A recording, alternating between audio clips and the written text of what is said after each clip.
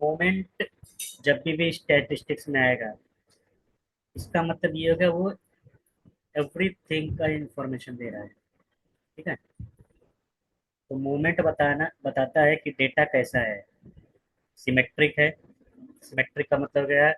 Mean से 50% right में और मीन से 50% लेफ्ट में क्या सेम सेम है। ठीक है। ये क्या बताता है? फ्लैटनेस बताता है, कुर्टोसिस बताता है, और सिमेट्रिसिटी बताता है। ठीक है। तो देखो, मोमेंट दो टाइप के होते हैं। एक होता है रॉ मोमेंट, एक होता है सेंट्रल मोमेंट। सेंट्रल से नाम से ही पता चल रहा है, मोमेंट इसको बोलते हैं मोमेंट अबाउट मीन।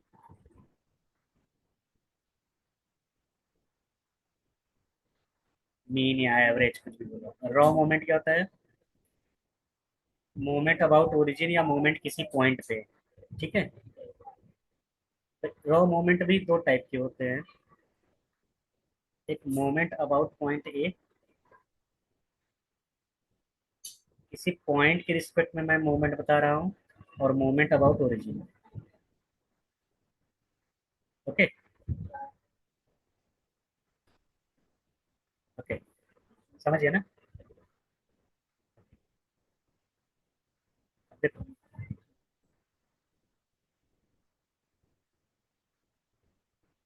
जैसे मैं पहले ही पढ़ा चुका, what is first, how to find first moment, second moment, याद है ना? थर्ड मोमेंट, फोर्थ मोमेंट, ये सब नहीं बताया, ये सब यहाँ आएगा। ठीक। अब देखो, रॉ मोमेंट पहले देखता हूँ। एक्चुअली अगर एक भी मोमेंट सीख गई तो सब सीख जाओगे। ओके। तो रॉ मोमेंट, रॉ मोमेंट में पहला देखेंगे moment about a point A. Moment about arbitrary point. Arbitrary मतलब कोई भी पॉइंट ले सकती है।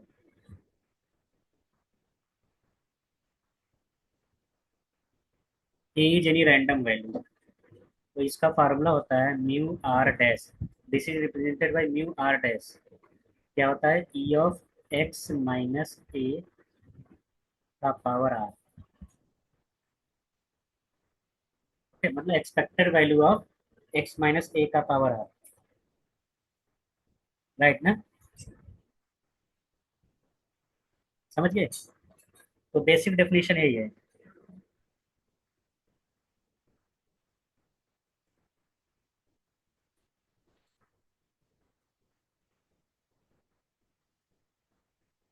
अब देखो, अगर ये डिस्क्रीट वैल्यू है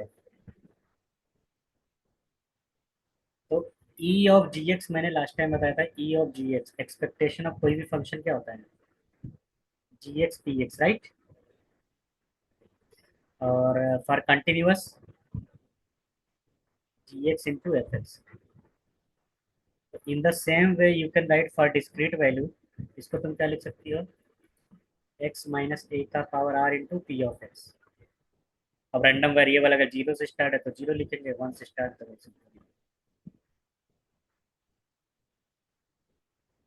for discrete random value. For continuous,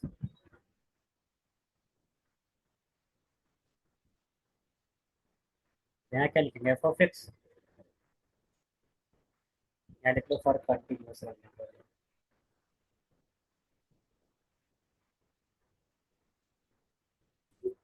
ये नोट कर लो।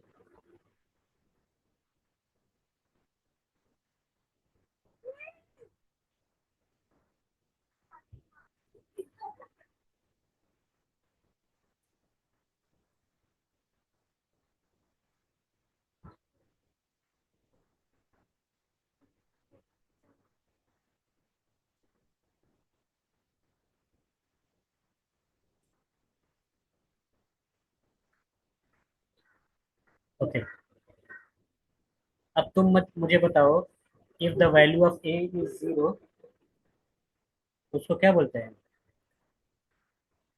Moment about origin. ओके, यहाँ लिखो मोमेंट अबाउट ओरिजिन।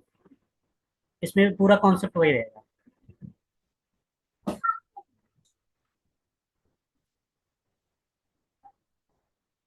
अगर क्वेश्चन में बोला है फाइंड मोमेंट, कोई भी पॉइंट नहीं दिया है, तो मोमेंट अबाउट ओरिजिन ही निकालना। लेकिन अगर बोला है फाइंड सेंट्रल मोमेंट, तो मीन, मीन यहाँ जो ए है वहाँ एक्स बार रहेगा। मोमेंट अबाउट ओरिजिन, तो इसका फार्मूला क्या हो जाएगा? सिग्मा एक्स का power R P of X, इसका power R F of X, right. अब तुमको पता है फर्स्ट मोमेंट को मीन बोलते हैं, सेकंड मोमेंट का यूज करते हैं वेरिएंस फाइंड करने के लिए, राइट।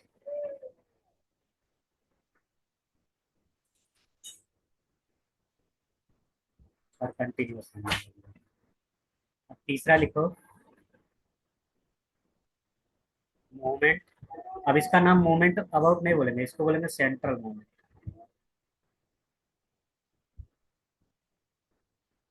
अब तुम बता सकते हो तो फार्मूला क्या होता है इसका? X minus X bar, right. तो first of all we find X bar,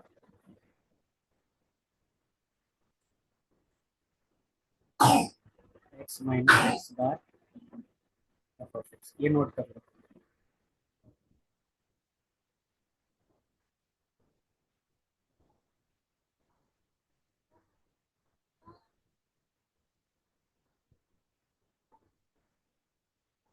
right. अब देखो, अगर मैं आर का वैल्यू जीरो रख दूँ, किसी में भी वन आएगा ना, summation of probability one, one, किसी में भी रखो, चाहे ओरिजिनल चाहिए, राइट। तो लिख लो,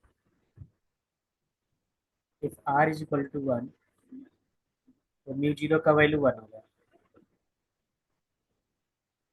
राइट।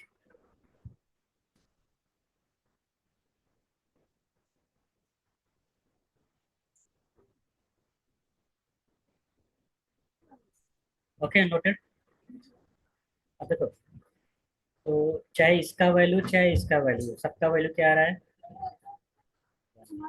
अब देखो सेंट्रल मोमेंट में अगर आर का वैल्यू मैं वन रख रहा हूँ इन सेंट्रल मोमेंट, तो बताओ म्यू म्यू वन कितना आएगा?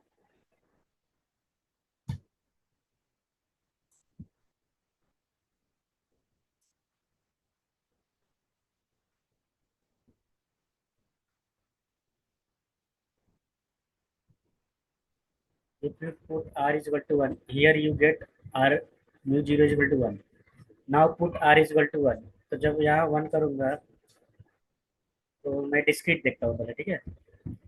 x माइनस एक्स बार हो जाएगा ना, p ऑफ x। ओके, क्या मैं इसको ऐसे लिख सकता हूँ, x इंटू पी एक्स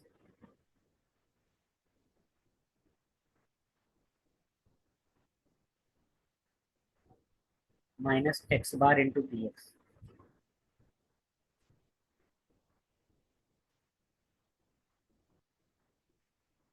यहाँ तक कोई दिक्कत? ओके, बात कैसे? ओके। अच्छा, एक्स बार तो कोई कांस्टेंट रहेगा ना, क्योंकि वो तो मीन है। अगर ये कांस्टेंट रहेगा, तुमको पता है समेशन के अंदर अगर कांस्टेंट है तो उसको बाहर ले सकता हूँ। X, x into P x का समेशन क्या होता है? एक्स बार होता है ना। एक्स बार एक तो कांस्टेंट है, और समेशन ऑफ पी एक्स क्या होता है? One, sum of all probabilities one. तो X bar minus X bar कितना आ रहा है? समझ गए ना? तुम ऐसे भी प्रूव कर सकते हो, म्यू वन है, तो क्या मैं इसको ऐसे लिख सकता हूँ, एक्स माइनस एक्स बार, क्योंकि डेफिनेशन तो यही है ना, आर है तो यहाँ आर है, वन है तो वन। तो बाय डेफिनेशन क्या होता है, कल ही मैंने बताया था, एक्स बार तो कोई कांस्टेंट रहेगा ना। कल मैंने बताया था ना, A X plus B, A E X plus B लिख सकता हूँ ना, if plus is plus then minus, minus है तो माइनस रखेंगे। And you very well know E of X क्या होता है, एक्स बार होता है ना। तो दोनों से ही प्रूव कर सकती हो कि म्यू वन का वैल्यू जीरो होगा, तो ये भी याद रखना पड़ेगा। ऐसे तुम कंटिन्यूअस के लिए चेक कर सकती हो। कंटिन्यूअस के लिए भी सेम आएगा क्या, x into x bar F x. वैसे ही अगर ये तो सबके लिए है ना, जनरल है। हाँ, तो x into F x D x, this is D x minus x bar is a constant summation of fx, and you know this is 1 and this is x bar 0, right? Okay. अब मुझे बताओ, for the value of r is equal to 2, इसका answer क्या होगा। Noted, चलिए note करिए।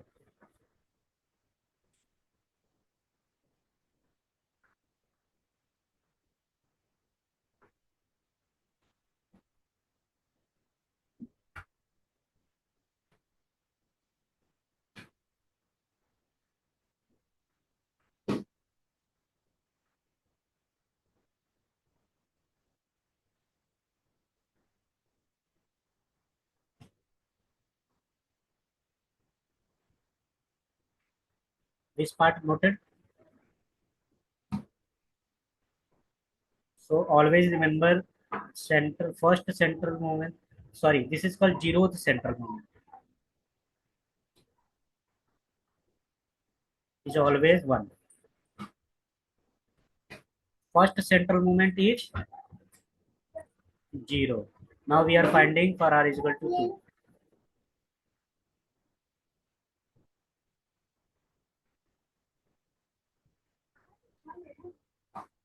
Yes. So first of all, we use formula a minus b whole square. A square minus 2ab plus b square.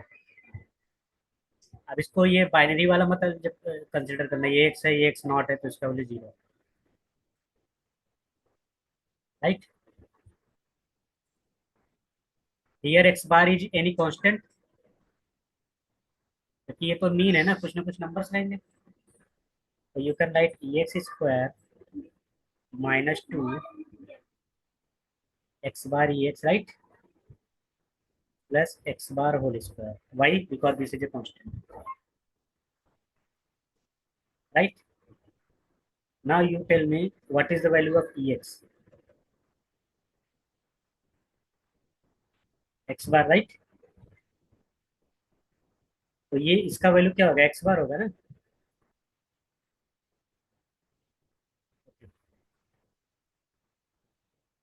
तो minus two X bar square तो क्या आएगा बताओ, minus X bar square which can be written as E X का whole square, right ना। हाँ, ये variance हो गया। तो always remember second moment central moment is always a variance, okay. तो you can write v of x.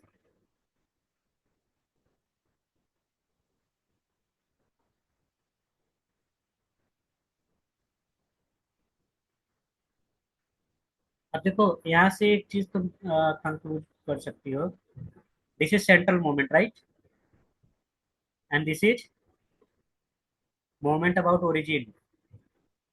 You can say this is what, mu two dash minus mu one dash का whole square. देखो here you can write mu two is equal to mu two dash minus mu one dash का whole square, right. There is relation moment generating function about point A, यहाँ भी वही concept है, ठीक है। अगर ए का वैल्यू जीरो लिखेंगे तो उसको क्या बोलेंगे, moment generating function about origin. A की जगह मीन रहेगा तो moment generating function about mean, okay. ये फॉर्मूला होता है। अब तुम्हें पता है ये कैसे सॉल्व करते हैं, डिस्क्रीट के लिए कंटिन्यूअस के लिए। राइट। तो डिस्क्रीट के लिए क्या होगा? Summation, right. तो ये x minus A into P of x, and for continuous same thing with function, ये लिख लें। ओके।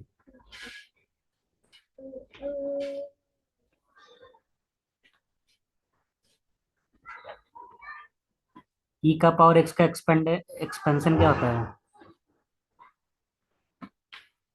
ये होता है ना।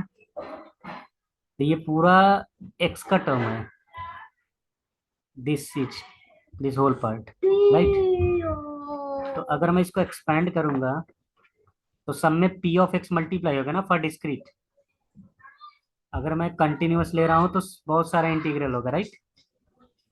देखो ऐसा कुछ मिलेगा।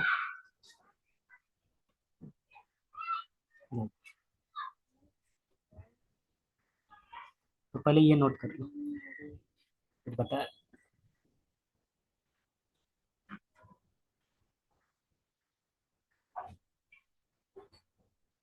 नोटेड। ओके। अब देखो, एस का डेरिवेशन है, डेरिवेशन तुम्हारे काम का नहीं है, बट एक बार देख लो। इसको एक्सपेंड कर सकता हूँ ना, ई of x into P I. Okay. तो वे टेलर सीरीज हो गया, तो सब में पी मल्टीप्लाई हो गया ना। समेशन ऑफ पी आई क्या होता है? Right. Okay. This is what, अगर ये ध्यान से देखो ये क्या है? म्यू वन डैश है ना। This is mu two dash, mu three dash, right. ये लिख लो। अब इससे फायदा क्या है सीरीज के फॉर्म में बनाने से? इससे फायदा ये है, रॉ मोमेंट को कैसे रिप्रेजेंट, म्यू आर डैश से ना। अगर मैं पूछूं with the help of moment generating function find mu R dash, तो म्यू आर डैश क्या होगा? टी का power N upon N factorial mu R dash, right ना। तो इसका जो कोइफिशिएंट रहेगा वही इसका आरएथ मोमेंट होगा।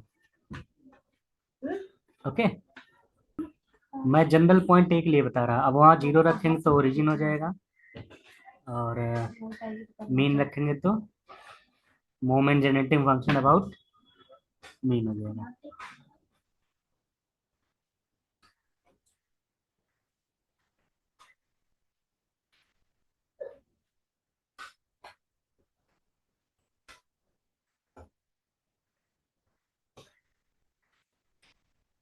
तो मोमेंट जनरेटिंग फंक्शन की हेल्प से मैं म्यू आर डैश का फाइंड कर सकता हूँ। लेकिन एक और तरीका बताता हूँ, with the help of M G F. M G F मतलब moment generating function without expanding series कैसे फाइंड करेंगे, ये नोट करो पहले।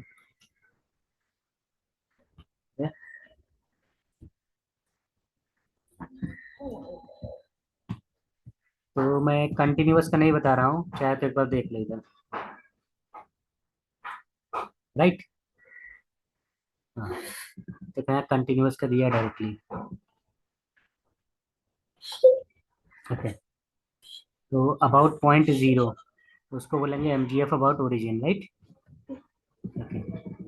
अब देखो, ये जो एम जी एफ है, ये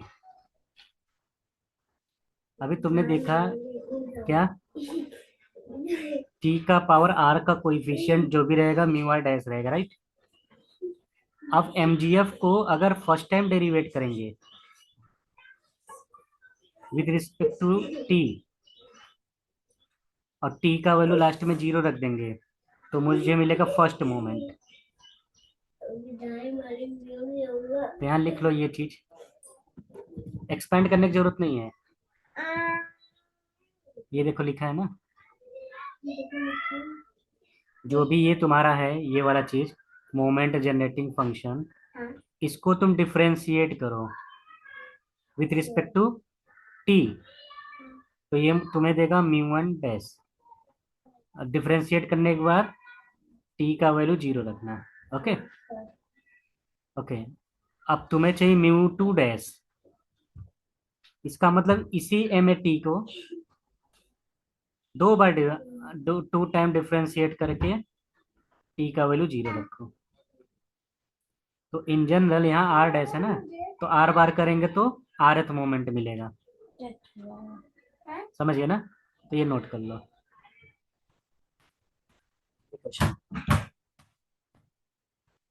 x is the outcome of fair dice tossed। x random variable किसका है? डाइस का ना। अच्छा, तो ये बताओ डिस्क्रीट है कि कंटिन्यूअस है? डाइस है तो 6 ही। राइट, और सबका प्रोबेबिलिटी क्या है?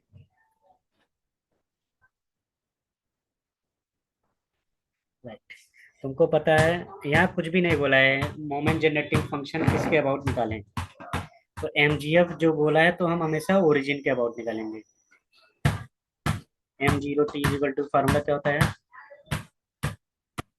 ई एक्स आई हो जाएगा ना, एक्स आई मतलब ये रैंडम वेरिएबल। तो अगर ये डिस्क्रीट है तो you can right P x I, right. अब देखो x1 का वैल्यू क्या है? 1 है ना, तो p ऑफ 1 यहाँ क्या हो जाएगा? 2t। p ऑफ 2 ऐसे कहाँ तक लिखना है? p ऑफ 6 यहाँ तक समझ में आया ना? एंड सबका प्रोबेबिलिटी क्या? 1/6। बाहर ही ले लूँ क्या इसको? राइट, अभी ठीक है ना? ये आ गया mgf। लेकिन अगर mgf की हेल्प से मुझे मीन और वेरिएंस फाइंड करना है, या म्यू 1 डैश म्यू 2 डैश, तो इसको फर्स्ट टाइम डेरिवेट करेंगे तो मुझे म्यू 1 डैश मिल जाएगा। अब समझे ना mgf की हेल्प से कैसे? This is not a moment, this is moment generating function. Okay, तो यू कैन से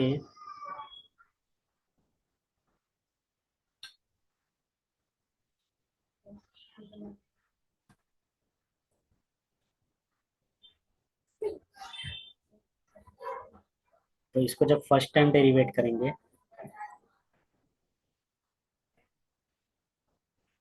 ओके, तो मुझे क्या मिलेगा? 1/6 E T 2e2t, right, 3e3t, ऐसे कहाँ तक मिलेगा? 6e6t।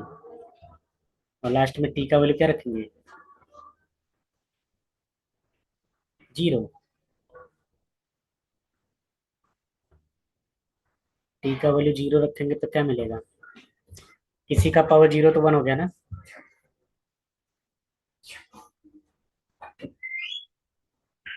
6 कितना आएगा? 6 का 21/6, 7/2, 3.5 आ गया, राइट। समझ गया ना? And this is mu 1 dash. Okay, for variance mu 2 dash find करूंगा, फिर वो फार्मूला लगाऊंगा।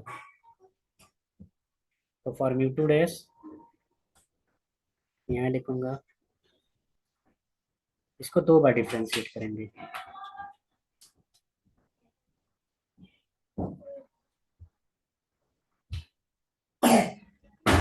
तो 2 बार डिफ्रेंशिएट करने मतलब फिर से इसको करो, तो यहाँ हो जाएगा ई का पावर टी, ये 4 हो जाएगा ना, 9 हो गया, राइट। ये कितना हो जाए? 36। ई का वैल्यू 0 रखो।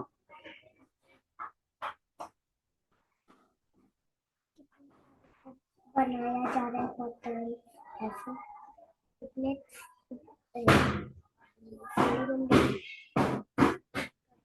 बनाया जा रहा है। अरे पतंग ऐसे वैसे इसका जनवरी में। कितना है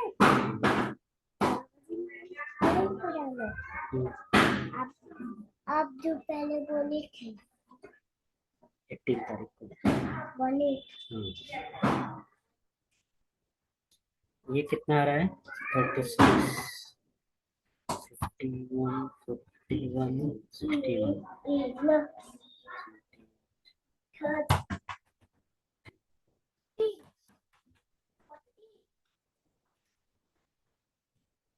हाँ, 7/2 आ रहा है। ये 35/12 आ रहा है। नहीं, 91/6 आ रहा है। ओके। अब तुमको पता है वेरिएंस का फार्मूला क्या होता है? Mu 2 dash minus mu 1 dash का होल स्क्वायर। तो ये आएगा 35/2। चेक करो ये आ रहा है क्या?